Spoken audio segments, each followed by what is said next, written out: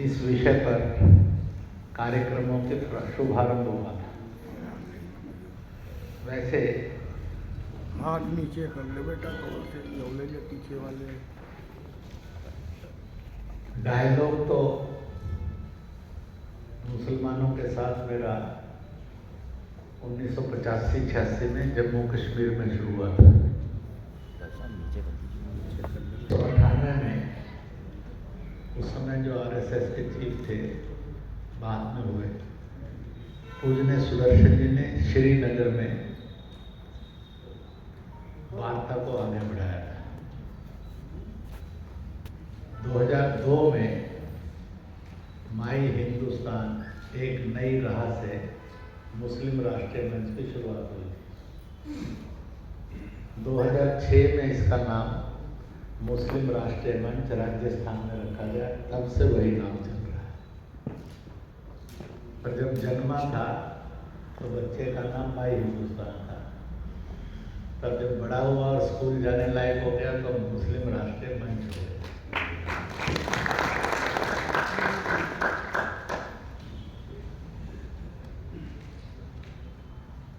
मंच और सामने बैठे हुए भाइयों और बहनों,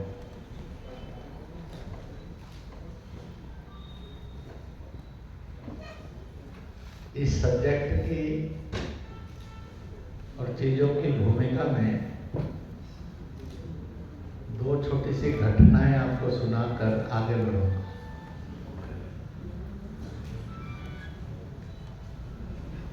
फारूक अब्दुल्ला जम्मू कश्मीर के मुख्यमंत्री हैं। उनकी नेशनल कॉन्फ्रेंस पार्टी के अंदर एक झंझट खड़ा हुआ और कुछ मंत्रियों ने इस्तीफे दे दिए। संकट में थी कि क्या होगा। खतरा इसलिए नहीं था कि दूसरा कोई और सरकार बनाने वाला नहीं था।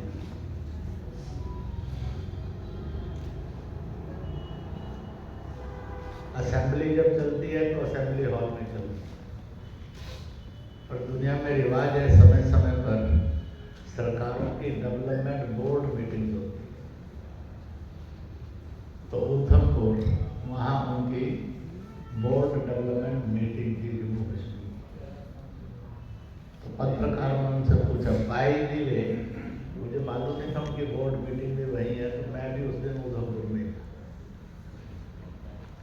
पत्रकारों ने उनसे पूछा, जम्मू कश्मीर के अंदर 27% से अधिक ब्राह्मण है, ये पत्रकारों का प्रश्न था।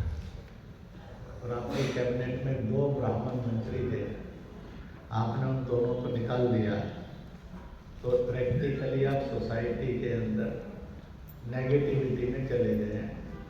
अंकों के गणित में सरकार आपकी रहेगी। तो फारूक अब्दुल्ला ने उसको सुना।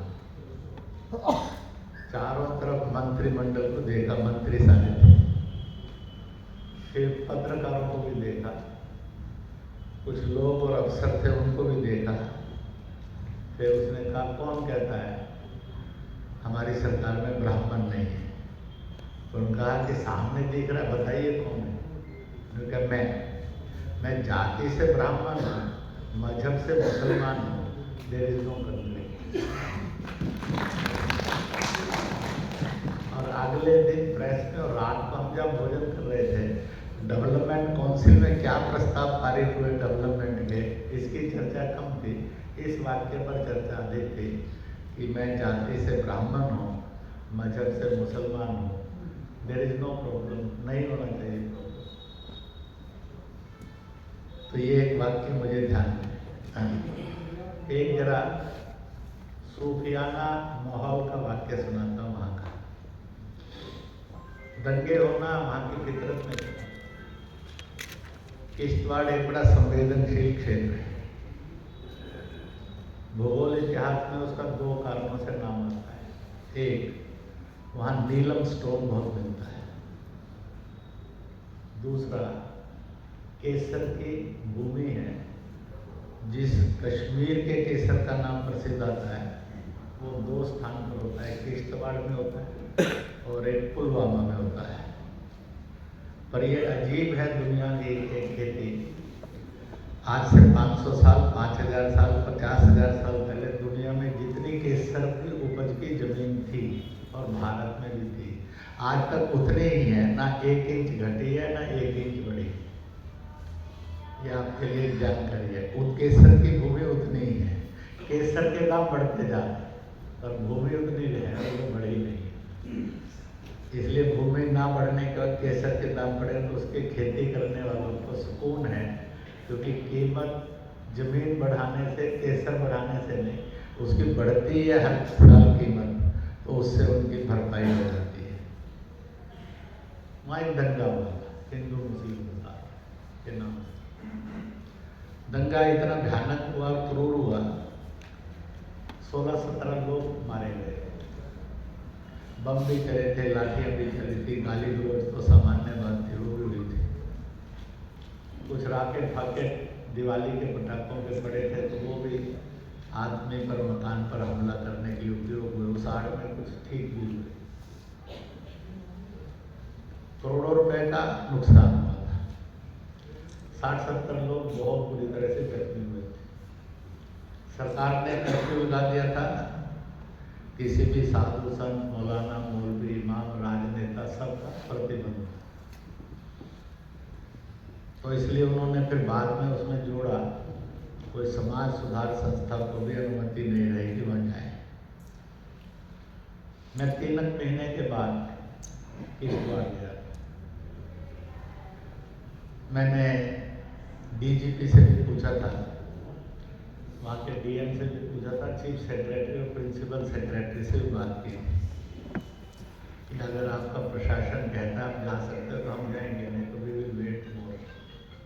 उनका नहीं, अब आप जा सकते हैं। तो मैं वहाँ गया। हालात इतने संगीन थे,